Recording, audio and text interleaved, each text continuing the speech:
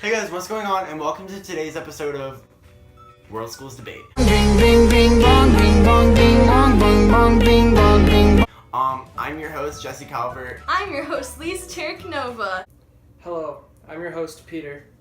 And today we will be discussing World Schools Debate. Before we begin, I'd like to thank you for watching this video, and I hope you leave a like, comment, and subscribe. Shut up! I personally did policy debate, which is very different from World Schools in a bunch of different ways. And I guess for preparation, we all had absolutely no idea what we were doing. In preparation, it's important to understand every resolution that they release to you in its entirety. You want to know everything about every single resolution, but at the same time, you shouldn't be researching every single thing about that. But in hindsight, what we should have done is we should have made sure that everyone knows a little bit about the topic. Don't just spread out 2 topics to one person and 2 to another person, because that'll probably end really badly. Personally, it was hard for me to start preparing for World Schools because my mind was stuck in the I need to find all the evidence mentality, when what World Schools Debate actually focuses on is the deeper meaning and the base argument, rather than statistics. Watching the news every other day or scrolling through Facebook or Instagram or Snapchat just to get your information from the news outlets about major events happening in the world. Make sure that you talk with your teammates about the basics of a topic. I know Jesse had to explain a bunch of topics to me. I had to explain some topics. Lisa had to explain some topics. Finally, when preparing, you need to structure the case. I say structure because I wouldn't advise you to actually write out a case. World Schools Debate doesn't lend itself well to a written out case, like you have for PUF Policy or LD. So this is kind of one of those debates that doesn't have a real structure. So you kind of just want to have a bunch of basic ideas that you put throughout the entire thing. Moving on to the competition aspect. So the first thing that we want to talk about is delivery. We want to talk about how...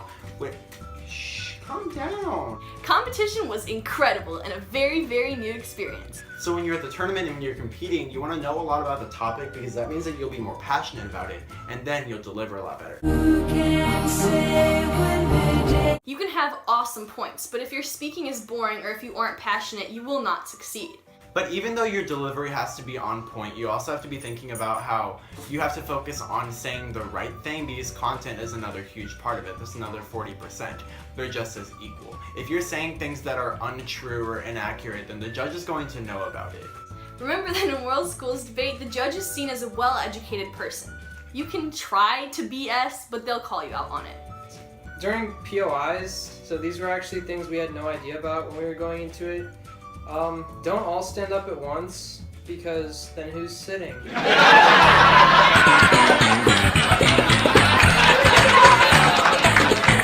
When we were debating, we learned that points of interest can help and hurt you.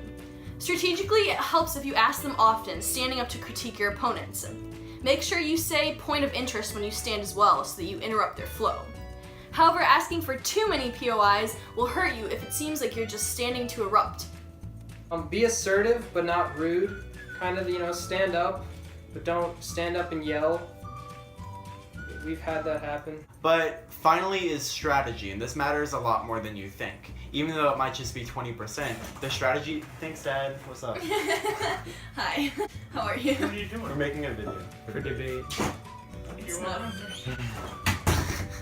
Even though it's only 20%, strategy plays a huge role. For example, one of the comments that we got on the ballot is that it was good when we would turn questions or POIs that they would ask us, and we would turn them back on them so that it would make our side look better and then make them look less credible. World Schools Debate is called World Schools Debate for a reason. Don't be US-centric.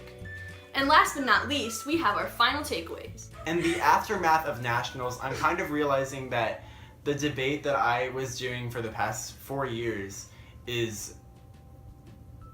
Also, try to stand out with catchy sayings and polite debate.